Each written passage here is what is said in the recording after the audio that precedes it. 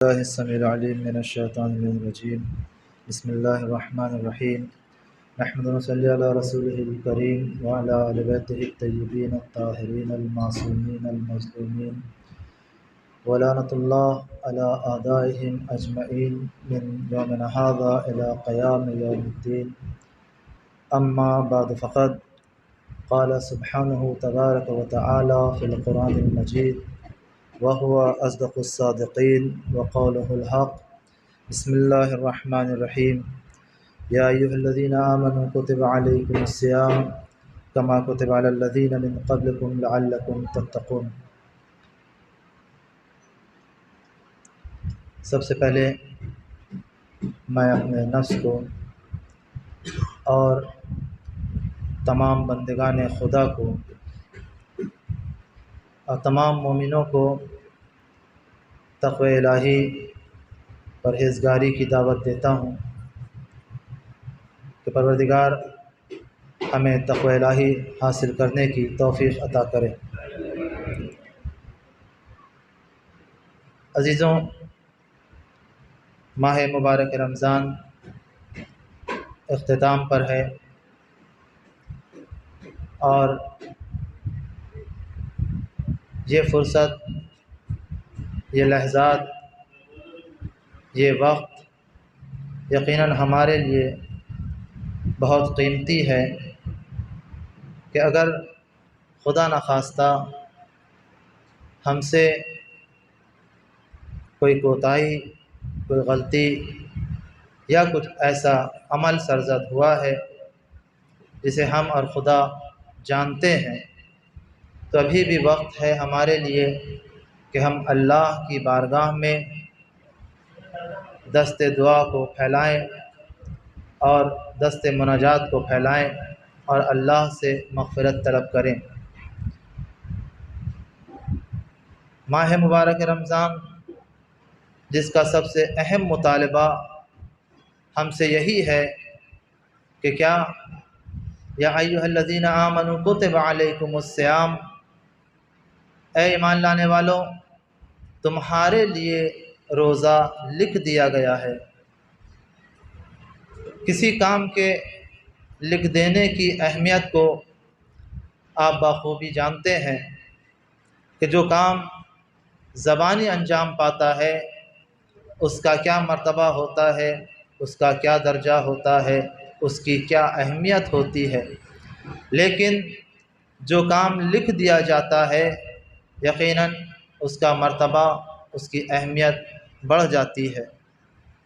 جہاں پر پروردگار عالم نے ہمارے لیے ہم سے مطالبہ کیا کہ اے ایمان لانے والوں، تمہارے اوپر روزہ لکھ دیا گیا ہے، تو صرف یہ نہیں کہا کہ صرف تمہارے اوپر لکھ دیا گیا ہے یا تمہارے لیے لکھ دیا گیا ہے، بلکہ جو تم سے پہلے کی قومیں ہیں ان پر بھی روزہ لکھ دیا گیا تھا۔ یہ سب ساری چیزیں، لیکن اس کا نتیجہ کیا ہے؟ حکم روزہ کیوں ہے؟ صرف ایک مطالبہ ہے، لیکن ہم جب اس مطالبے کی طرف متوجہ ہوتے ہیں تو ہمیں یہی نظر آتا ہے کہ پروردگار عالم ارشاد فرما رہا ہے کہ لعلکم تتقون، کیوں؟ شاید کہ تم کامیاب ہو جاؤ۔ ہو سکتا تھا کہ لعلکم کا لفظ ہٹا دیتا اور یہ کہتا کہ تم روزہ رکھو اور متقی بن جاؤ گے، تو ہم یہی سمجھتے کہ اگر ہم نے روزہ رکھ لیا ہے تو بس ہم متقی ہو گئے ہیں، لیکن یہ لعلکم ہمیں متوجہ کر رہا ہے کہ جہاں پر یہ کہا جا رہا ہے کہ شاید کہ تم متقی ہو جاؤ، تو اس کا مطلب یہ ہے کہ شاید کا مطلب کہ یہاں پر کچھ چیزیں ہیں کہ جس کی شرطوں کو انجام دینے کے بعد انسان تقوی کی منزل تک پہنچ سکتا ہے۔ تقوی کیا ہے؟ تقوی کسے کہتے ہیں؟ تقوی کے معنی کیا ہیں؟ کہا تقوی کے معنی ہیں اپنے آپ کو محفوظ رکھنا، اپنے آپ کو بچانا۔ کس چیز سے بچانا؟ کہا اپنے جسم کو، اپنی روح کو گناہوں سے محفوظ رکھنا۔ جسم اور روح کو گناہوں سے محفوظ رکھنے کا نام ہے تقوی۔ جب انسان اپنے آپ کو گناہوں سے دور رکھے گا تو انسان متقی کی سرحد پر جائے گا۔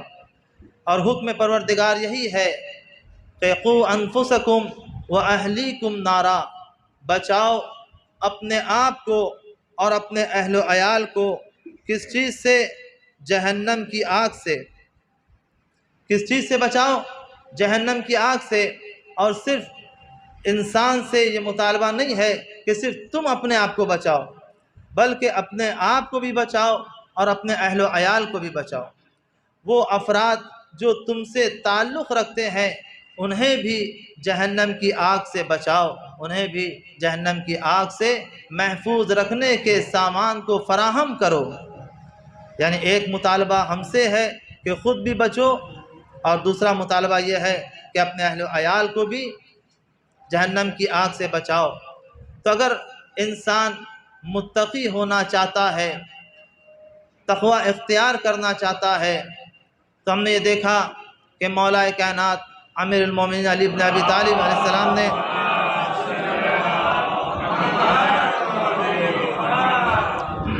خطبہ حمام میں جو صفات متقین بیان کیے ہیں اور کس تفصیل کے ساتھ بیان کیے ہیں، اور ہر جہت کی طرف، ہر نقطے کی طرف متوجہ کیا ہے مولا نے کہ دیکھو متقی کون ہے، متقی کسے کہتے ہیں۔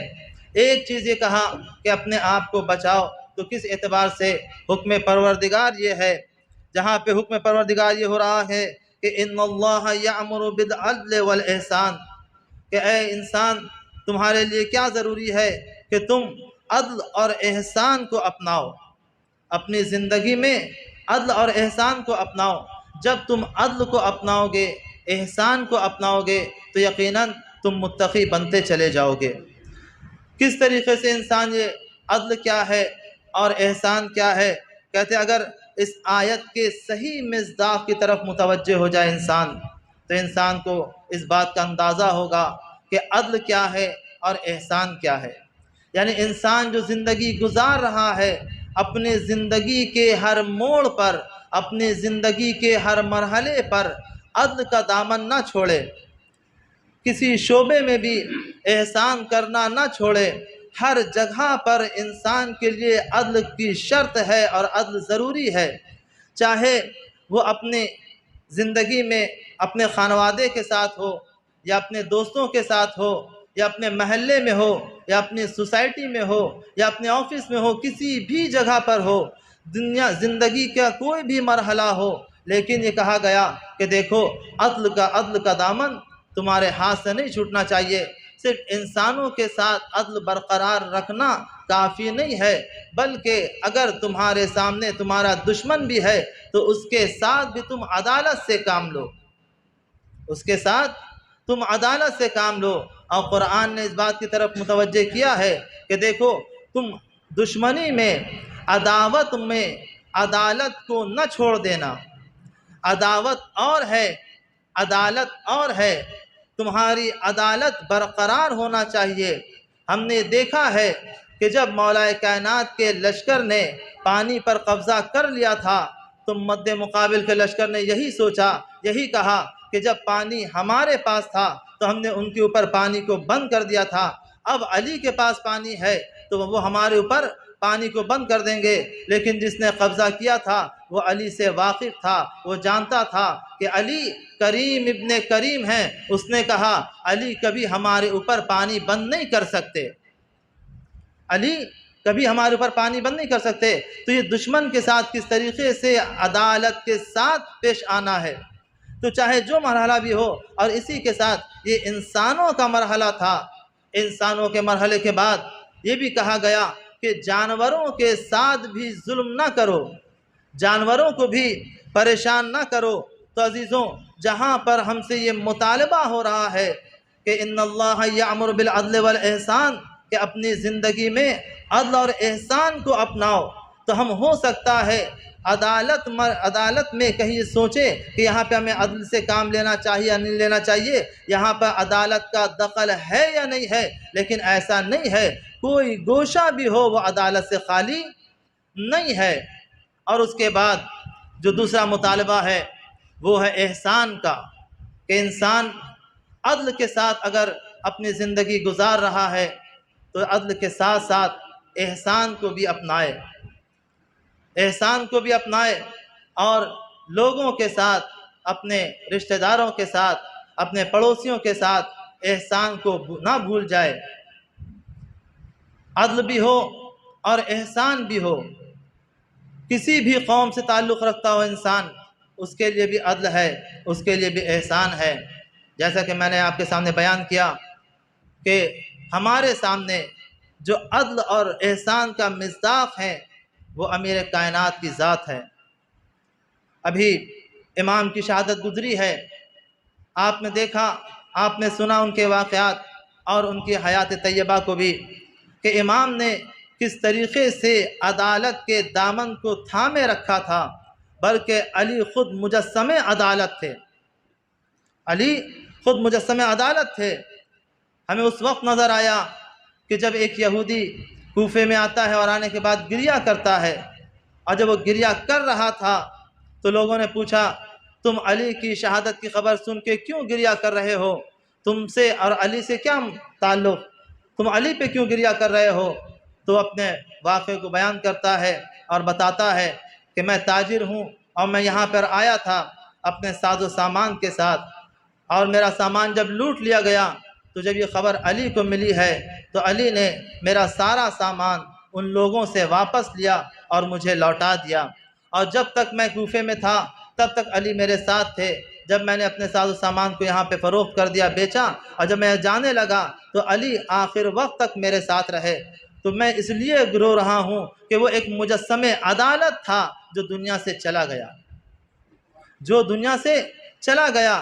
صرف یہودی نہیں بلکہ ہم یہ دیکھتے ہیں ایک ضعیف عیسائی ہے جو بھیک مانگ رہا ہے۔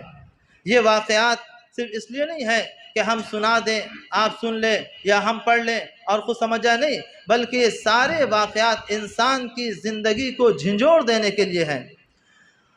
یہ کہانیاں بچوں کو سلانے کے لیے نہیں ہے، بلکہ یہ کہانیاں ملت کو بیدار کرنے کے لیے ہے کہ علی کی حیات کیا تھی، علی کی زندگی کا مقصد کیا تھا، علی نے کیوں اس طریقے سے زندگی گزاری ہے کہ جہاں پر علی نے دیکھا ایک عیسائی ہے اور وہ بھیک مانگ رہا ہے، تو علی نے کیا کہا؟ علی نے یہی کہا کہ دیکھو یہ بھیک کیوں مانگ رہا ہے؟ کہا یہ ضعیف ہو گیا، پہلے یہ مزدور تھا، لوگوں کے لیے کام کیا کرتا تھا، مسلمانوں کے لیے بھی کام کیا کرتا تھا، لیکن اب یہ ضعیف ہو گیا ہے، کام نہیں کر سکتا ہے۔ تو مولا کائنات نے کہا کہ ٹھیک ہے، اگر یہ مزدور تھا، اب کام نہیں کر سکتا ہے، ضعیف ہو گیا ہے، تو اس کا حق ہمارے بیت المال سے دیا جائے گا، اس کا حق ہمارے بیت المال سے دیا جائے گا۔ تو کوئی بھی ملت ہو، کوئی بھی مذہب ہو، علی دیکھتے ہیں کہ حق کہاں پر ہے اور عدالت کس چیز میں پائی جاتی ہے، عدالت کس چیز میں پائی جاتی ہے۔ تو عزیزوں، یہ ذات علی ہے جو ہمیں متوجہ کر رہی ہے اس بات کی طرف کہ دیکھو جو اللہ کا حکم ہے، ان اللہ یامر، کہ اللہ نے تمہیں کس بات کا حکم دیا کہ تم عدل کو اپناؤ اور احسان کو اپناؤ۔ یہ عدل اور احسان کو اپنانا ہر مرحلے میں حیات کے، ہر لحظہ، ہر گوشے میں انسان متوجہ رہے۔ تو جہاں پر علی نے ہمیں اس بات کی طرف متوجہ کیا ہے تو وہیں پر ہمیں یہ معلوم ہوتا ہے کہ انسان جس منزل پر ہو وہ اپنے ہاتھ سے عدالت کے دامن کو نہ چھوڑے، وہ اپنے ہاتھ سے احسان کے دامن کو نہ چھوڑے۔ کیونکہ یہی عدل ہے، یہی احسان ہے جس میں ہمیں یہ پتہ چلتا ہے کہ جب مولا کائنات کے سامنے ایک چور لایا گیا، اور جب چور لایا جاتا ہے تو اس سے امام نے کیا حکم دیا؟ امام نے یہی حکم دیا تھا کہ اس کی انگلیاں کاٹ دی جائیں۔ کیوں؟ بربنائے عدالت اس کی سزا یہی تھی کہ اس کی انگلیاں کاٹ دی جائیں۔ لیکن جب وہ امام کی مدح سرائی کر رہا تھا، امام کی تعریف کر رہا تھا، تو امام نے اسے بلا کر اس کی انگلیوں کو یہی کہا، اس کی انگلیوں کے بارے میں یہی حکم دیا کہ اس کی انگلیاں واپس جوڑ دی جائیں، اور مولا کائنات نے اس کی انگلیوں کو جوڑ دیا۔ تو ہم نے یہ دیکھا کہ ایک جگہ پر اس آیت کو ہم نے نظر آتا ہے کہ جہاں پر عدل ہے وہیں پر احسان ہے۔ امام نے عدالت کو بیان کیا کہ دیکھو علی عادل بھی ہے اور علی محسن بھی ہے، علی عدالت سے کام لینے والا بھی ہے اور علی لطف و کرم کرنے والا بھی ہے۔ انگلیوں کو کاٹ دینا یہ عدالت تھی اور اس کی سزا تھی، اور انگلیوں کو جوڑ دینا یہ ہماری محبت کی جزا ہے، یہ ہماری محبت کی جزا ہے۔ تو انسان عدالت سے کام لے اور انسان ہر وقت اس بات کی طرف متوجہ رہے کہ کہیں ایسا نہ ہو کہ وہ عدالت سے ہٹ جا رہا ہے۔ عدالت سے ہٹنے کا مطلب کیا ہے؟ عدالت کے مقابل میں کون سی چیز آتی ہے؟ کہ عدالت کے مقابل میں ظلم آتا ہے۔ ظلم انسان یا خدا پہ کرتا ہے، یا پیغمبر پہ کرتا ہے، یا ائمہ پہ کرتا ہے، یا اپنے اہل و عیال پہ کرتا ہے، یا خود پہ ظلم کرتا ہے۔ کوئی ایسا گوشہ نظر نہیں آتا کہ کہاں انسان یہ کہے کہ میں اس جگہ پر ظالم نہیں ہوں اور میں نے یہاں پہ ظلم نہیں کیا۔ نہیں، انسان کسی بھی اعتبار سے ظالم ہو سکتا ہے کہ جب انسان ایسا ظلم کرے کہ جو خدا نخواستہ خدا پہ ظلم ہو جائے، خدا نخواستہ ائمہ اور انبیاء پہ ظلم ہو، اور یا اپنے اہل و عیال یا خود اپنے اوپر ظلم ہو۔ یہ ظلم ہے کہ جو انسان ان لوگوں پر یا ان چیزوں پر کرتا ہے۔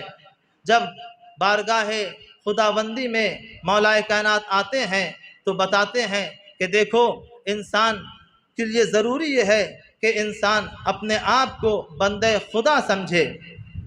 جب بندے خدا سمجھے گا تو یقیناً اللہ پہ ظلم نہیں ہوگا، اللہ پہ ظلم نہیں ہوگا۔ اللہ پہ ظلم کب ہے؟ کہ جب انسان شرک کو اپناتا ہے۔ انسان جب شرک کو اپناتا ہے تو یہ خدا پہ ظلم ہوتا ہے۔ تو مولا کائنات نے کیا فرمایا؟ مولا کائنات نے یہی فرمایا، الہی کفا بعزن ان اکون لک عبدا۔ پروردگار ہماری عزت کے لیے یہی بہت ہے کہ تو میرا پروردگار ہے، میں تیرا بندہ ہوں۔ الہی کفا بعزن ان اکون لک عبدا، پروردگار میری عزت کے لیے یہی بہت ہے کہ میں تیرا بندہ ہوں۔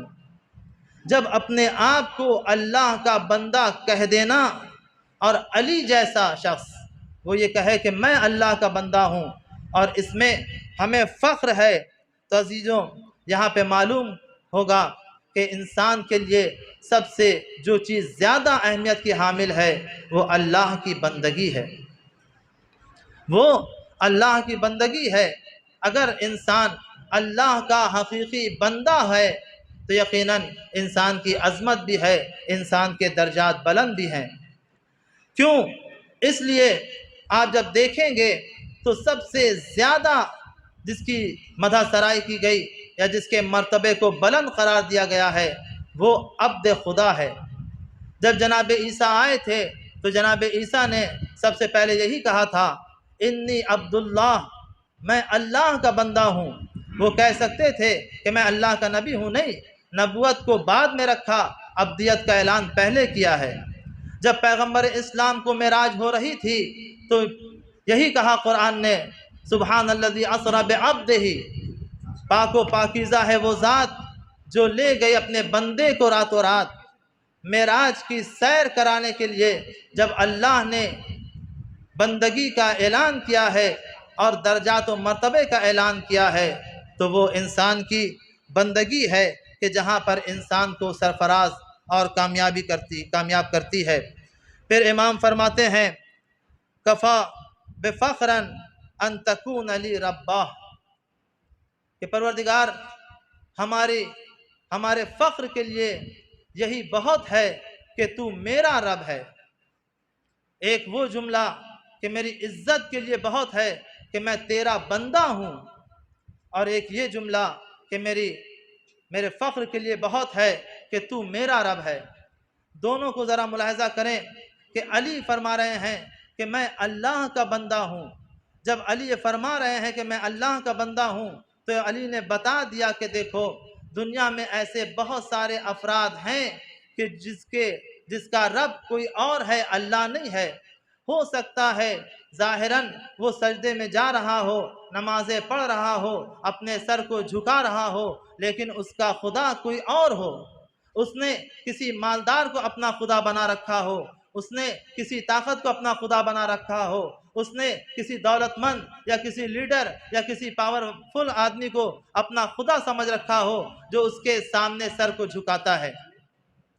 جب بھی انسان کسی کے سامنے سر کو جھکاتا ہے تو وہ اس کا بندہ کہلاتا ہے۔ ہم یہ دیکھیں جہاں پر بھی انسان اپنے سر کو جھکا رہا ہوتا ہے وہاں پر انسان یہ کہلاتا ہے کہ اس کا بندہ ہے۔ اگر انسان اللہ کے سامنے سر کو نہ جھکائے تو ہم نے یہ دیکھا ہے جو سر خدا کے سامنے نہیں جھکتا ہے وہ سر ہر دربار، ہر درباری، ہر بازار میں جھکتا نظر آتا ہے، لیکن جو سر اللہ کے سامنے جھکتا ہے وہ سر کٹ تو جاتا ہے لیکن کسی اور کے سامنے جھکتا نظر نہیں آتا ہے۔ وہ سر کسی اور کے سامنے نہیں جھکتا ہے۔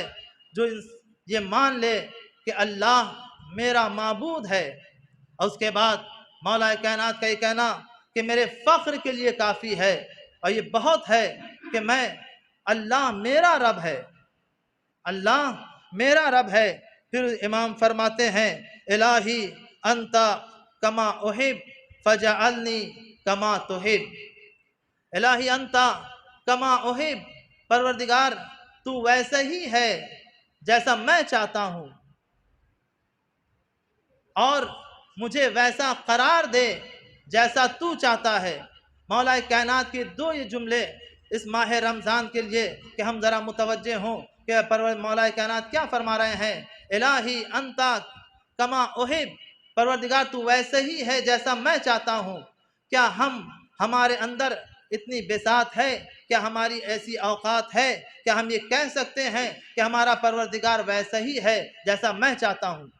اگر ہم یہ کہیں گے کہ پروردگار ویسا ہی ہے جیسا میں چاہتا ہوں تو اس کا مطلب یہ ہوگا کہ جیسا ہم چاہ رہے تھے ویسا پروردگار ہے، یعنی ہمارے اختیار میں ہے، ہمارے مزاج کا ہے نہیں۔ امام فرما رہے ہیں کہ جیسا پروردگار ہم چاہتے ہیں ویسا ہے۔ وہ کیوں ہے؟ بتایا اس لیے کہ میرا پروردگار رحیم ہے، میرا پروردگار کریم ہے، میرا پروردگار ستار العیوب ہے۔ وہ اللہ جس کی معرفت میں مولا کائنات کی بہت ساری دعائیں ہیں، اور امام فرماتے ہیں کہ اپنے اللہ کو پہچانو کیونکہ پروردگار وہی ہے کہ جسے پروردگار ہونا چاہیے۔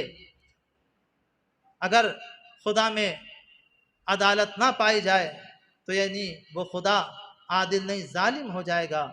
میرا خدا عادل ہے، اور ہمارے اصول دین میں بھی اسی صفت کو بیان کیا گیا ہے کہ اول توحید اور دوسرے عدل، کہ اللہ وہ ہے کہ جو عادل ہے، وہ اللہ جو گناہوں کو بخشنے والا ہے، وہ اللہ جو ستار العیوب ہے۔ امام کے کلمات۔ پھر اس کے بعد امام فرماتے ہیں فجعلنی کما تحب، پروردگار مجھے ویسا بنا دے، مجھے ویسا قرار دے کہ جیسا تو چاہتا ہے۔ اللہ اپنے بندے کو کیسا دیکھنا چاہتا ہے؟ قرآن نے بڑھ بڑھ کر آواز دیا ان اللہ یحب المتقین، بے شک اللہ متقیوں کو دوست رکھتا ہے۔ ان اللہ یحب التوابین، بے شک اللہ توبہ کرنے والوں کو دوست رکھتا ہے۔ ان اللہ یحب المتطہرین، اللہ پاک و پاکیزہ افراد کو دوست رکھتا ہے۔ تو عزیزوں، ہم نے یہی دیکھا کہ جہاں پر امام نے یہ دعا کی ہے اور اس دعا کے آخر میں یہ کہا ہے کہ پروردگار مجھے ویسا قرار دے کہ جیسا تو چاہتا ہے، قرآن نے اعلان کر دیا کہ دیکھو اللہ کیسا بندہ چاہتا ہے۔ اللہ متقی چاہتا ہے، اللہ توبہ کرنے والا چاہتا ہے، اللہ پاک و پاکیزہ بندہ چاہتا ہے۔ ہر لفظ کی اپنی الگ توضیح ہے، تشریح ہے کہ انسان اگر اسے دیکھے، اس کی طرف متوجہ ہو تو توبہ کرنے والا کسے کہتے ہیں، پاک و پاکیزہ رہنے والے کا مطلب کیا ہے، تقوی کسے کہتے ہیں۔ تو فجعلنی کما تحب، پروردگار مجھے ویسا قرار دے، مجھے ویسا بنا دے کہ جیسا تو چاہتا ہے۔ آج آخری جمعہ جسے ہم ماہ مبارک رمضان کا آخری جمعہ کہتے ہیں، یا الوداع جمعہ ہے، جس کے بارے میں بہت ساری دعائیں معصور ہیں، بیان کی گئی ہیں۔ آج کے دن کی جو دعا ہے جسے بیان کیا گیا وہ یہی ہے کہ اللہم لا تجعلہ آخر العہد من صیامنا ایاہ فإنہ جعلتہ فجعلنی مرحوما ولا تجعلنی محروما۔ یہ وہی ہے، اسی سے تعلق رکھتی ہے یہ دعا بھی، جس دعا کو مولا کائنات فرما رہے ہیں کہ پروردگار ہمیں ویسا قرار دے، ویسا بنا دے جیسا تو چاہتا ہے۔ تو آج کے دن بھی ہم پروردگار سے یہی دعا کرتے ہیں کہ پروردگار اس ماہ رمضان کو ہمارا آخری رمضان قرار نہ دینا، ہمارا آخری رمضان قرار نہ دینا۔ اگر موت واقع ہو جائے، اگر موت حائل ہو جائے تو پروردگار ہمیں اس رمضان کے طفیل مرحوم قرار دینا، محروم قرار نہ دینا، مرحوم قرار دینا، محروم قرار نہ دینا۔ عزیزوں، یہ دعا ہے ہماری آخری جمعے میں۔ اس کا مطلب کیا ہے؟ اس کا مطلب یہی ہے کہ پروردگار عالم سے ہم یہ دعا کر رہے ہیں کہ یہ جو فرصت تو نے ہمیں دی ہے، یقیناً یہ قابل ستائش ہے، یہ ہمارے لیے بہت بہترین موقع ہے کہ ہم اپنے گناہ کو معاف کروا سکیں اور تیرے خاص بندے بن سکیں۔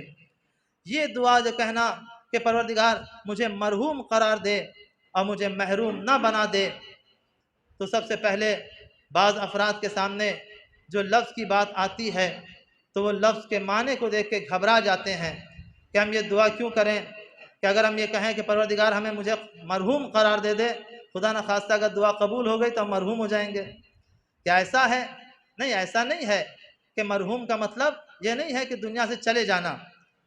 عام طور سے ہمارے سامنے لفظ مرحوم کے یہی معنی ہیں کہ مرحوم کا مطلب ہے جو اس دنیا سے چلا گیا، ہم اسے کہتے ہیں مرحوم۔ لیکن مرحوم کے معنی کیا ہیں؟ کہ مرحوم کے معنی یہ ہیں کہ جس پر اللہ کی رحمتیں نازل ہوتی ہوں، جس پر اللہ کی رحمتیں نازل ہوتی ہیں اسے کہتے ہیں مرحوم۔ تو دعا میں اسی لیے کہا گیا کہ پروردگار ہمیں مرحوم قرار دے، محروم نہ قرار دے۔ اور یہ مرحوم و محروم میں ہمیں معلوم کرنا ہوگا کہ آخر جب ہم یہ دعا کر رہے ہیں تو کون سی ایسی چیزیں ہیں کہ جو ہمیں اللہ کی راہ سے محروم کر دیتی ہیں، اللہ کے حکم کو ماننے سے محروم کر دیتی ہیں، اللہ کی عبادت سے محروم کر دیتی ہیں، اللہ کی دوستی سے محروم کر دیتی ہیں۔ وہ کون سی ایسی چیزیں ہیں؟ تو سب سے پہلے یہ ہے کہ انسان گناہ کو چھوڑ دے۔ گناہ وہ چیز ہے کہ جو انسان کو محروم کر دیتی ہے اس کی عبادت سے، اس کی ریاضت سے، اس کی دعاؤں سے۔ کیوں؟ کیونکہ دعائے کمیل نے یہی کہا کہ اللہم اغفر لی الذنوب التی تحتک الاسم، اللہم اغفر لی الذنوب التی تحبس الدعا، کہ پروردگار ہمارے ان گناہوں کو معاف کر دے جو ہماری دعاؤں کو باب اجابت سے جانے سے روک دیتی ہیں۔ یعنی گناہ دعاؤں کو روک دیتی ہیں، گناہ نزول بلا کا سبب بنتی ہیں، گناہ تنگ رزق کا سبب بنتی ہیں، گناہ انسان کی عمر کم کر دینے کا سبب بنتی ہیں، گناہ انسان کو ذلیل و رسوا کر دیتی ہیں۔ تو انسان اگر چاہتا ہے کہ محروم نہ رہے، مرحوم ہو، تو اس کے لیے ضروری ہے کہ وہ گناہ کرنا چھوڑ دے۔ اور اس میں ہم نے یہ بھی دیکھا کہ انسان کا ایک لفظ انسان کو بہترین نعمات سے محروم کر دیتا ہے۔ وہ نعمت کیا ہے؟ کہا دیکھو سب سے بڑی نعمت یہ ہے کہ اہل بیت تمہارے ساتھ ہوں، اہل بیت تمہارے ساتھ ہوں۔ لیکن ہم نے تاریخ میں دیکھا کہ مولا امام جعفر صادق علیہ السلام کے ساتھ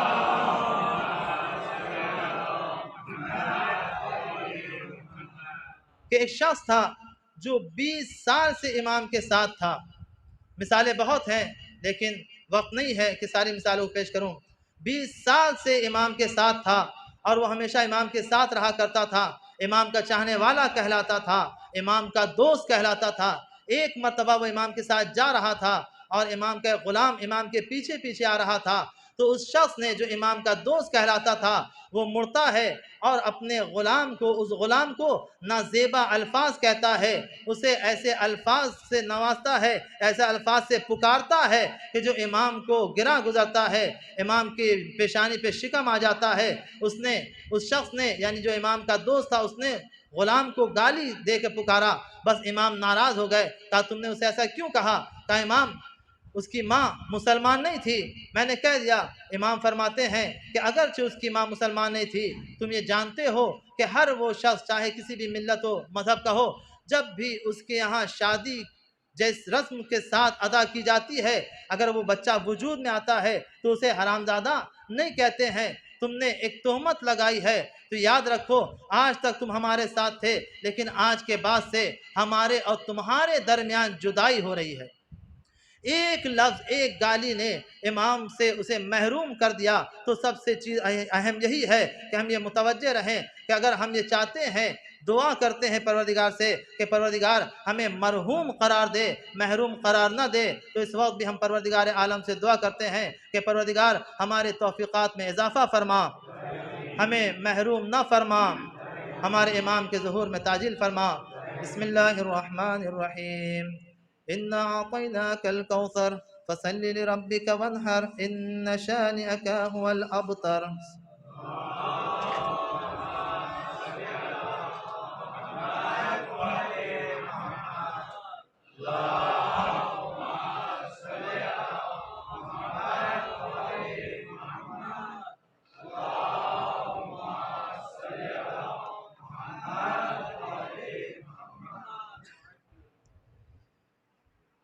اعوذ باللہ من الشیطان الرجیم، بسم اللہ الرحمن الرحیم۔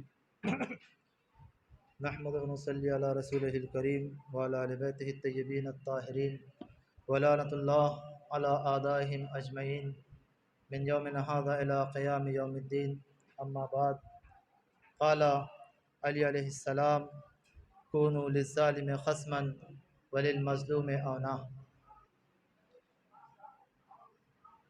عزیزوں، مولا کائنات کا یہ وصیت کرنا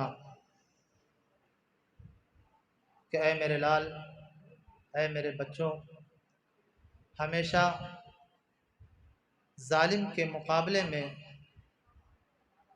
کھڑے ہو جانا اور مظلوم کی حمایت کرنا۔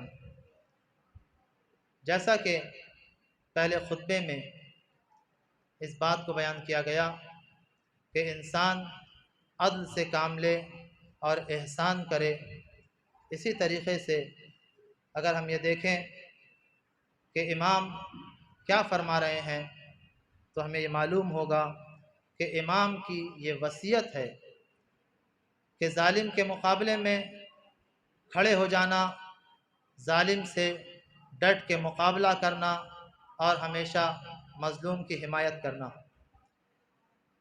عزیزوں، یہ ماہ رمضان اختتام پر ہے اور بہت ساری ذمہ داریاں جو ہمارے لیے ہیں، جس میں سے عید قریب ہے اور عید سے پہلے جو واجبات فطرے کے لیے ہیں اسے ادا کرنا۔ اس کے سارے مسائل ہیں کہ انسان 3 کلو گیہوں یا جو چیز کھاتا ہے اس کا 3 کلو انسان ادا کرے، اور وہ ادا کرے کہ جو کفیل ہے، جو سرپرست ہے گھر کا، اس کے اوپر واجب ہے۔ اور بھی بہت سارے مسائل ہیں، آپ اپنے علماء سے یا عالم دین سے معلوم کر سکتے ہیں، لیکن ہم پہلے سے متوجہ رہیں اس بات کی طرف۔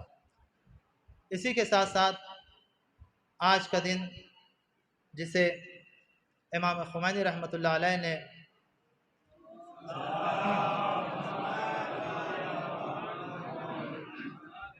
یوم القدس سے منسوب کیا تھا، اور انہوں نے اعلان یہ کیا تھا کہ آخری جمعے کو یوم القدس کا نام دیا جائے۔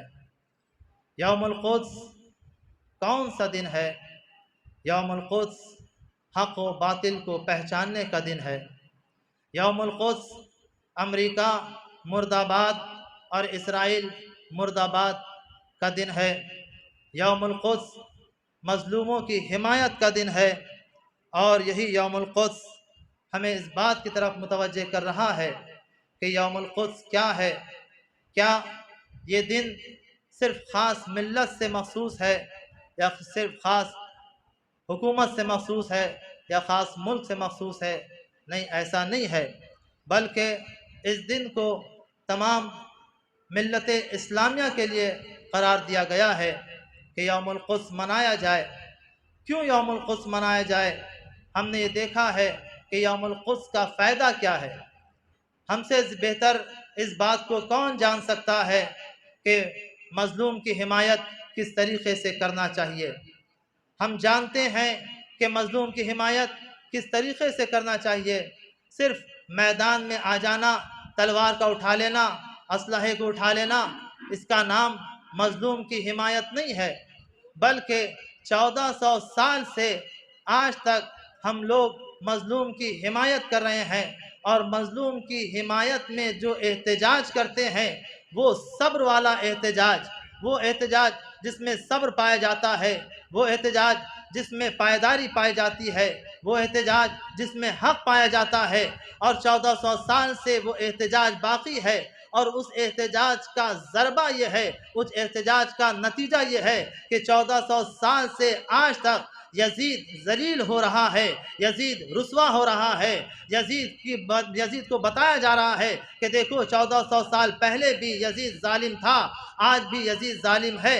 ہمارا یہ صبر بتاتا ہے کہ دیکھو اگر مظلوم کے خلاف کوئی ظالم ہاتھ اٹھاتا ہے یا کوئی ظالم کھڑا ہوتا ہے تو ہمارے لیے فرض یہ ہے کہ ہم مظلوم کی حمایت میں کھڑے ہوں اور ظالم کے مقابلے میں کھڑے ہو جائیں، ظالم کے مقابلے میں کھڑے ہو جائیں۔ اور آج ہم یہ دیکھ رہے ہیں کہ پوری دنیا میں جس طریقے سے ظلم و جور کا راج ہے، جہاں پر یہ جائزہ لیا جاتا ہے کہ پوری دنیا میں کہ کس طریقے سے ظلم و جور، یہ استکبار اور یہ استبداد ہو رہا ہے، دنیا کا کیا حال بن گیا ہے۔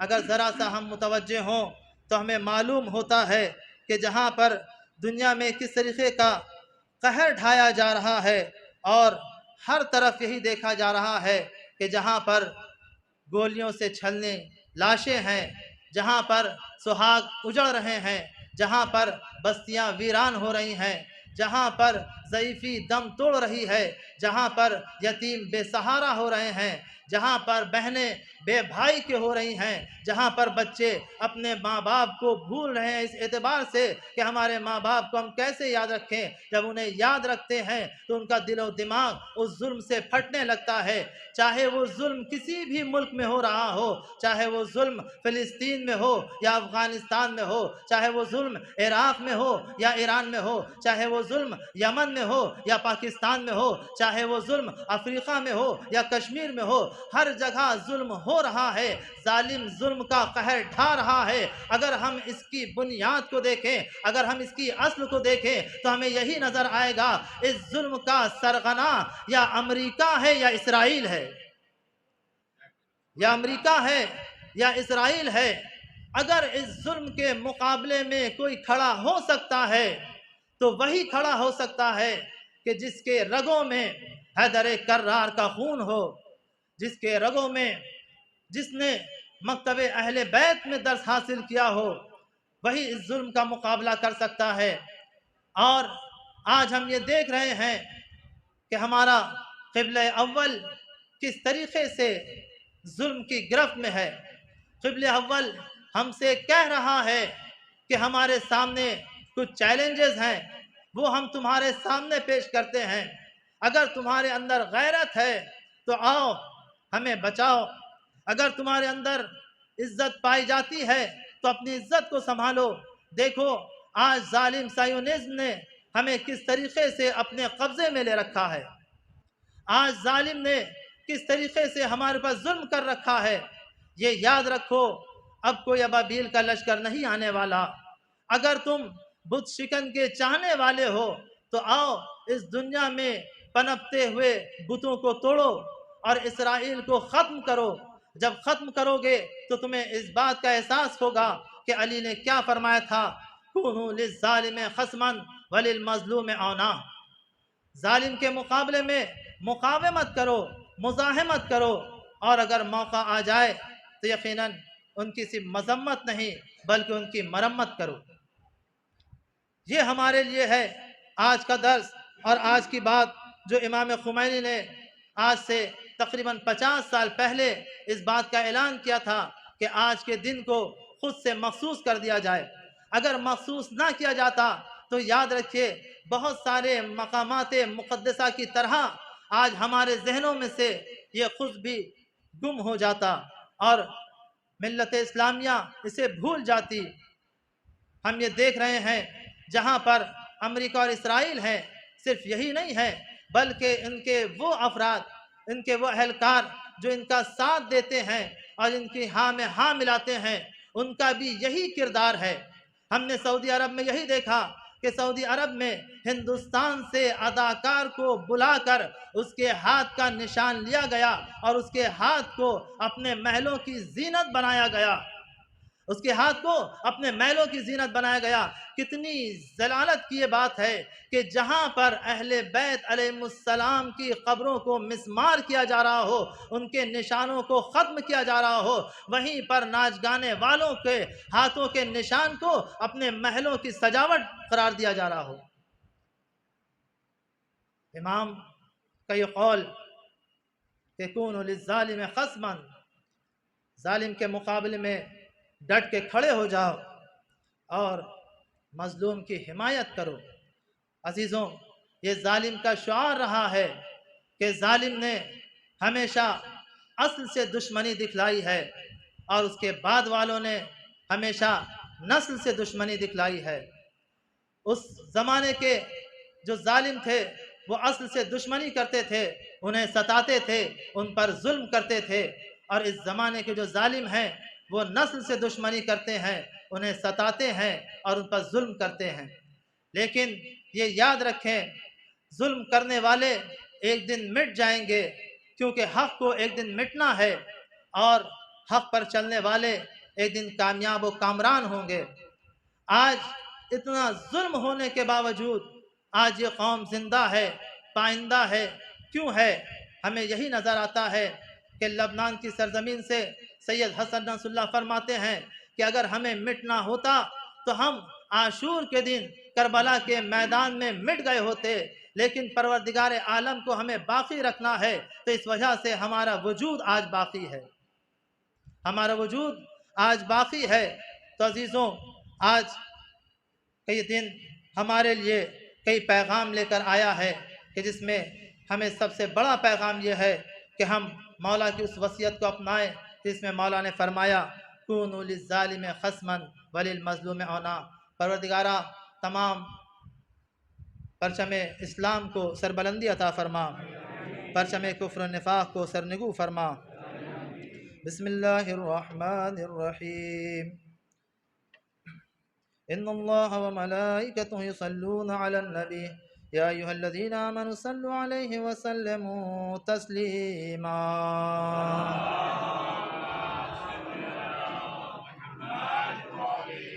اللهم صل على سيد المرسلين وشفيع المذنبين نبينا محمد صلى الله عليه وسلم وعلى إمام المسلمين وقائد الغر المحجلين أمير المؤمنين علي بن أبي طالب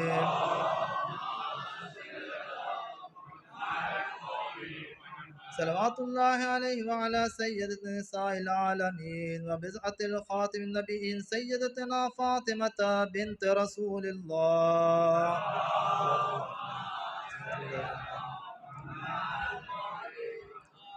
وصلى الله على الحسن المجتبى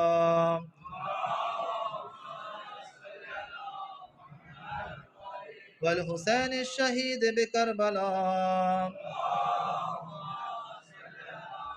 وعلى علي بن الحسين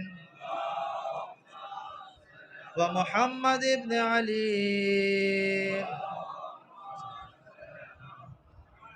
وجعفر بن محمد وموسى بن جعفر وعلي بن موسى